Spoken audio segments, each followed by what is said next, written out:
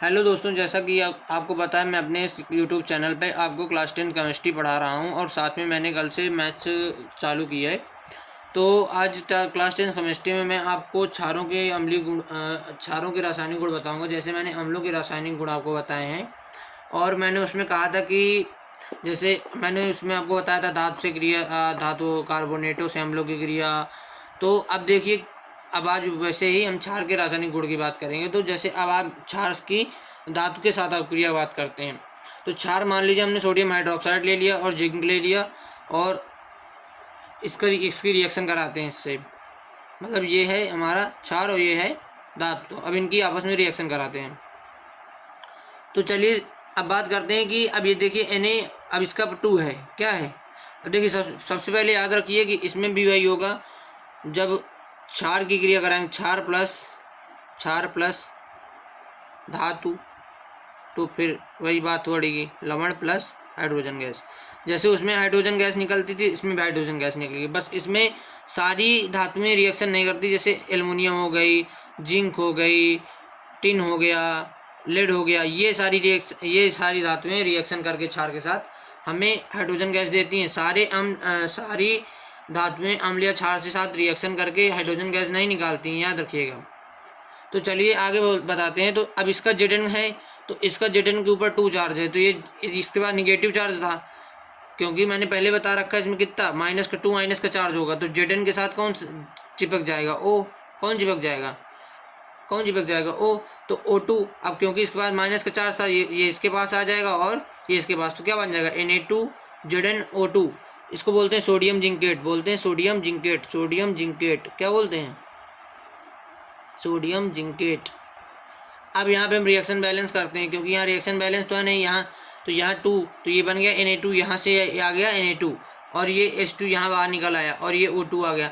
तो अब हमारी रिएक्शन क्या हो गई? बैलेंस। तो याद रखिएगा, जब भी क्षार धातु के साथ क्रिया करता है तो लवण और हाइड्रोजन गैस बनाता है, हाइड्रोजन गैस ये भी रिलीज करता है। बट सभी अम्ल या क्षार धातु से क्रिया नहीं करते हैं, याद रखिएगा, धातु से क्रिया करके हाइड्रोजन गैस नहीं निकालते हैं। चलिए आगे बात करते हैं अधात्विक ऑक्साइड से क्रिया की। तो अधात्विक ऑक्साइड जैसे CO2 हो गया और मान लीजिए SO2 हो गया, ये सारे क्या है? अधात्विक ऑक्साइड। और मैंने कल भी बताया था अधात्विक ऑक्साइड होते हैं अम्लीय प्रकृति के, इसलिए ये अम्लों से क्रिया नहीं करते। किससे करते हैं? क्षारों से। तो किसकी रिएक्शन है ये? हमारी अधात्विक ऑक्साइड से। किससे? अधात्विक ऑक्साइड से। ऑक्साइड से रिएक्शन। किसकी रिएक्शन? अधात्विक ऑक्साइड से क्षारों की, क्योंकि ये किस प्रकृति के होते हैं? अम्लीय। तो सीधी सी बात है, अम्लीय और क्षारीय, फिर वही रिएक्शन आ गई, अम्ल धन क्षार बराबर लवण प्लस जल। इसमें भी क्या बनेगा? लवण बनेगा और जल बनेगा। क्या बनेगा? जल बनेगा। चलिए बात करते हैं आगे। तो NaOH हमने ले लिया क्षार, क्या ले लिया? NaOH क्षार ले लिया। अब उसकी रिएक्शन करा दी हमने CO2 से। किससे करा दी? CO2 से। तो अब क्या बनेगा? तो आगे बात करते हैं OH की जब क्रिया कराएंगे, मतलब ये क्या है? कास्टिक सोडा या सोडियम हाइड्रोक्साइड। तो अब इसकी जब रिएक्शन कराएंगे तो लवण बनेगा। तो लवण कौन सा बनेगा? Na2CO3। अब आप कहेंगे ये कैसे बना? तो ये वाला O इसके साथ आगे चिपक गया, O3 हो गया। अब फिर बाहर कौन निकलेगा? जल, H2O। कौन निकलेगा? H2O बाहर। अब रिएक्शन बैलेंस करते हैं तो यहाँ 2 Na हैं। कितने Na हैं? 2। तो यहाँ भी 2 होने चाहिए। तो अब 2 ऑक्सीजन यहाँ पे हो गए, टोटल 4 ऑक्सीजन हो गए। देखिए ये 2 हो गए और ये वाले 2 हो गए और इधर भी 4 हो गए, तो मतलब इधर बराबर है, इधर भी बराबर हो गया। अब इधर भी एक C है, इधर भी एक C है, तो मतलब रिएक्शन बैलेंस हो गई। तो याद रखिएगा, जब भी हम अधात्विक ऑक्साइड की क्रिया कराते हैं किससे? क्षार से, तो क्या बनता है? लवण और जल। जैसे कि हम क्योंकि मैंने बताया था कि अधात्विक ऑक्साइड अम्लीय प्रकृति के होते हैं, फिर उदासीनीकरण अक्रिया वाला काम हो जाएगा कि अम्ल धन क्षार बराबर लवण प्लस जल।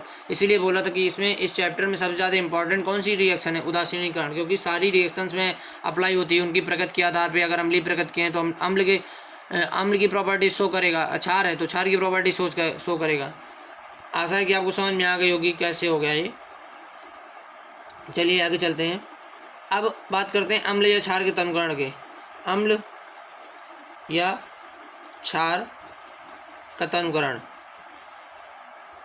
अम्ल या क्षार का तनुकरण। याद रखिएगा कि ये क्या होती है? एक ऊष्माक्षेपी अपक्रिया। क्या है? ऊष्माक्षेपी। कौन सी अपक्रिया है? ऊष्माक्षेपी। मतलब जब इसमें जल में, इसका मतलब है जल में इसका मतलब जल में अम्ल या क्षार का मिलाना, जल में अम्ल या क्षार को मिलाना, जल में अम्ल या क्षार को मिलाना। अम्ल या क्षार में अम्ल या क्षार में जल को नहीं मिलाते हैं, बल्कि जल में अम्ल या क्षार को मिलाते हैं। तो जल में अम्ल या क्षार को मिलाने की प्रक्रिया को क्या कहते हैं? अम्ल या क्षार का तनकरण। और ये कैसी अपक्रिया? ऊष्माक्षेपी। मतलब जब हम जल में अम्ल या क्षार मिलाते हैं, अगर हम डायरेक्ट तुरंत डाल दें, सीधे का सीधा अम्ल वो क्या करते हैं, उसके ऊपर से डाल दें जल में, तो वो बहुत सारी ऊष्मा क्या करेगा? निकालेगा। तो इसी वजह से ऊष्मा उत्पन्न किया, ऊष्मा उसने उत्पन्न किया, इसलिए वो क्या हो गई? एक ऊष्माक्षेपी अपक्रिया। क्या हो गई? ऊष्माक्षेपी अपक्रिया। क्या हो गई? ऊष्माक्षेपी अपक्रिया। चलिए बात करते हैं कि अब जल, याद रखिएगा कि जल में अम्ल को मिलाते हैं या क्षार को मिलाते हैं, क्षार में अम्ल क्षार या अम्ल में जल को नहीं। क्यों? क्योंकि अगर ऐसा करेंगे तो बहुत ज़्यादा मात्रा में क्या हो जाएगी? ऊष्मा उत्पन्न हो जाएगी और इससे ब्लास्ट हो सकता है, हमारे हाथ जल सकते हैं, पूरे जो लेबोरेटरी वो भी ब्लास्ट हो सकती है।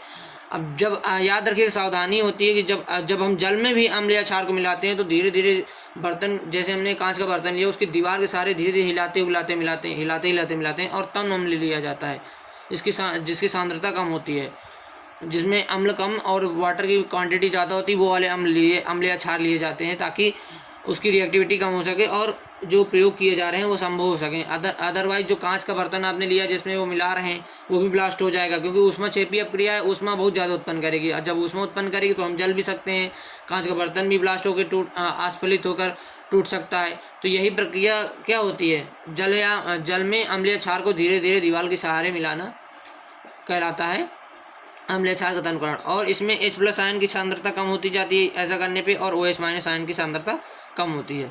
आशा है कि आपको अम्ल या क्षार का तनकरण समझ में आ गया होगा। अब बात करते हैं उदासीन विलयन की। उदासीन विलयन, जैसे कि मैंने आपको बताया कि अम्लीय, क्षारीय, उसी तरीके से कौन सा विलयन?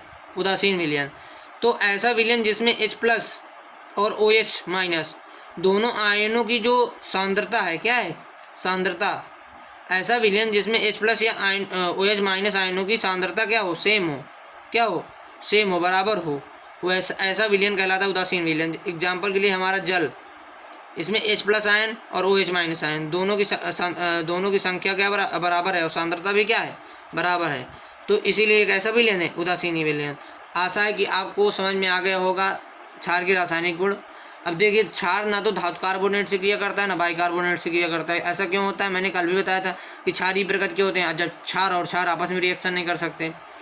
और धात्विक ऑक्साइड से क्यों नहीं करेंगे? धात्विक ऑक्साइड क्षारीय प्रकृति के होते हैं। आशा है कि आपको समझ में आ गया होगा कि क्षार के रासायनिक गुण क्या हैं। अब मैं कल आपको पूरा pH पैमाने के बारे में डिटेल में बताऊंगा। मैं इसलिए छोटे छोटे वीडियो बना रहा हूँ क्योंकि मेरी अभी शुरुआत है, तो ज़्यादा चैनल पर व्यू वगैरह आते नहीं हैं। तो बच्चों को एक शॉर्ट टाइम में एक अच्छा कंटेंट मिल सके, इस वजह से मैं अभी छोटे वीडियोज़ बना रहा हूँ। तो धन्यवाद। जय हिंद, जय भारत। मिलते हैं कल के वीडियो में। कल मैं आपको pH पैमाने के बारे में पूरी जानकारी दूंगा और उसके रिलेटेड सवाल भी कराऊंगा जो यूपी बोर्ड में या अन्य बोर्ड्स में आई हैं। जय हिंद, जय भारत।